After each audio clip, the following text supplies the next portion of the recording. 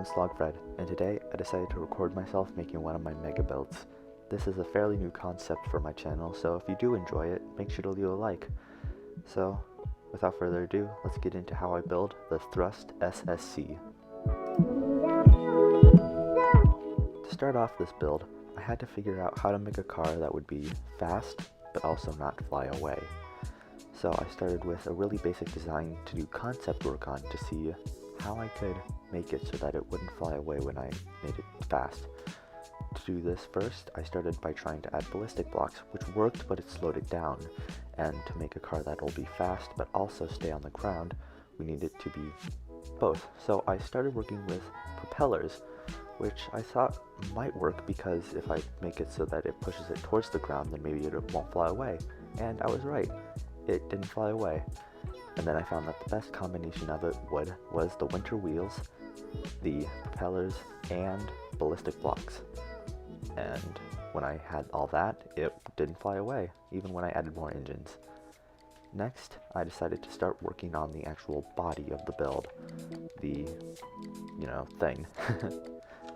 I didn't get too far today. Today was only about an hour of work, but I wanted to get a concept done to make sure that I had what I was doing.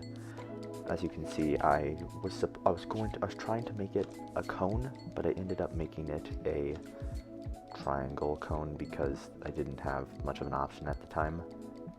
Now, when I first started making this, I didn't realize how big it was going to be. I only realized that, oh, this is going to be a mega build after I started building it in the first place, which wasn't the best option I could have done, but I decided that I was going to stick with it because I did it. If you look at an actual image of the Thrust SCC, you can see that the cone shape that it has sort of cuts itself in like the end areas. Also next to it is the exhaust. I assume that's like what allows the air to go through it. I also started building that today, and I extended it so I could start getting like the actual body of the build, at least have a base for it. I didn't start the engines today. This was only a starting area. I wasn't even planning on getting this far to start off with, but I did. My thought process was if I could get the base down, then it would just make my life a lot easier, and it did. I decided at the very end to shorten up the cone on the tops and the bottoms because if I hadn't, then the engines would have been huge, and I just don't think I would have had enough room on my plot to fit the body as big it was going to be. This is what I had made by the end of day 1. I started off day 2 by doing the engines. I wanted to get the circle area before I started on the actual main engines, and as you can see, I failed quite a few times trying to place them, but I got there in the end, eventually. Next, I decided to extend them outward and get the secondary shape where the wheel would be held. As you can see, it's sort of like a circle that leads into a right angle. I had a little bit of trouble trying to get this look smooth, but it wasn't as hard as I thought it would be. So I finished connecting the outer layer to the inner layer, and I decided before I started building out the back of the engine to build the first 2 wheels, or at least the first 2 prototypes of the wheels. I did this in fabric because I thought it would be smoother. I started off by doing this with half wedges and the other half wedges, but eventually I just changed it to normal wedges after discovering that it was really just more smooth to work with that. I did some testing right here, as you could see, to make sure that both wheels went forward and they turned, and then I just built up the ones around them. When looking at the engine, I noticed that they curve out but then curve back in after the wheels have been made, so eventually you'll see that I start curving them back inside of each other to make them normal circles. So I finished connecting up the circle that's bigger to the circle that's smaller, and I decided to fill the inside of the engines to make them look smoother. I also redid a bit of the exhaust to connect them to the engines to make it look smooth, and extended the entire body out to the edge of the plot. This is where I do the first fold, which allows me to add the cockpit, which you will see in a second.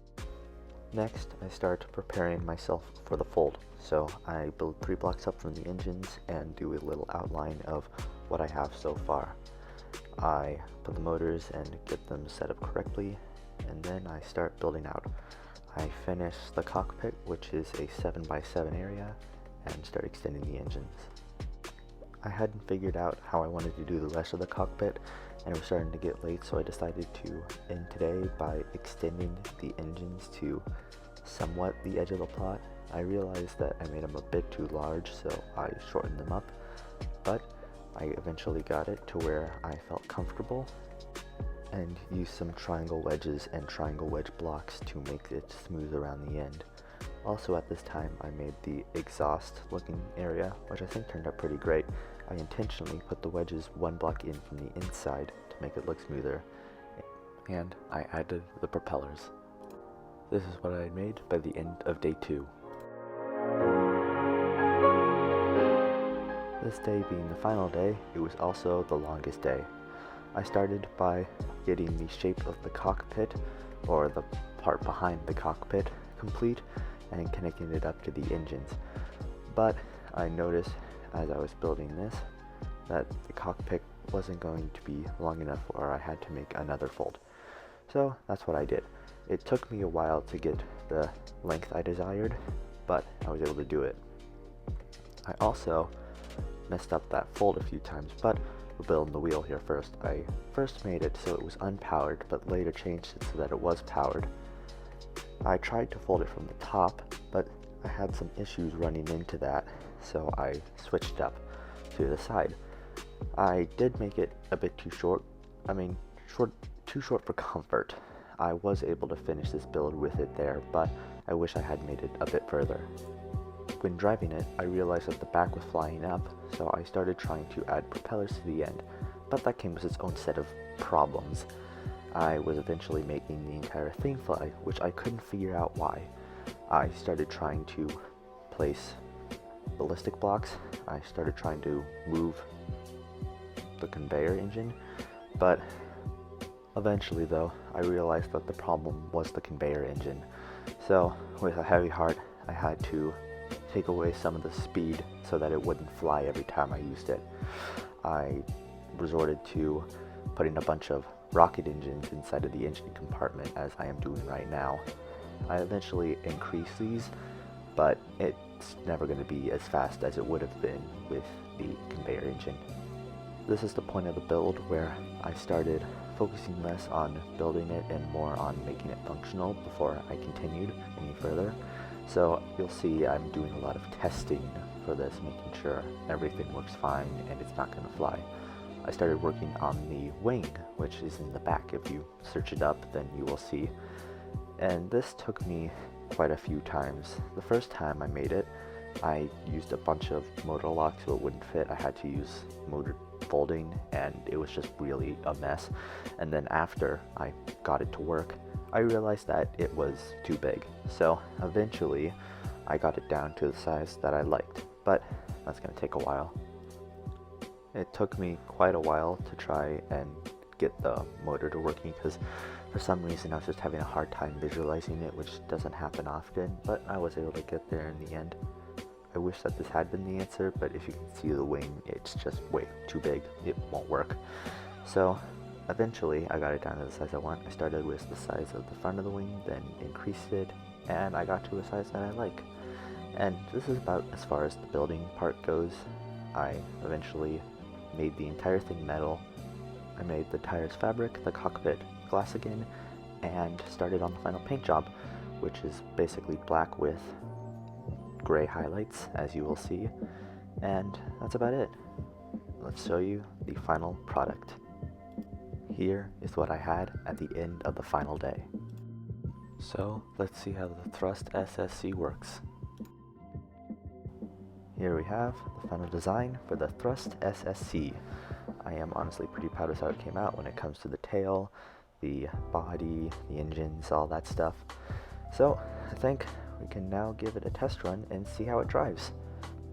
So it's a little laggy on startup, but that's probably just because I had a lag spike while recording this.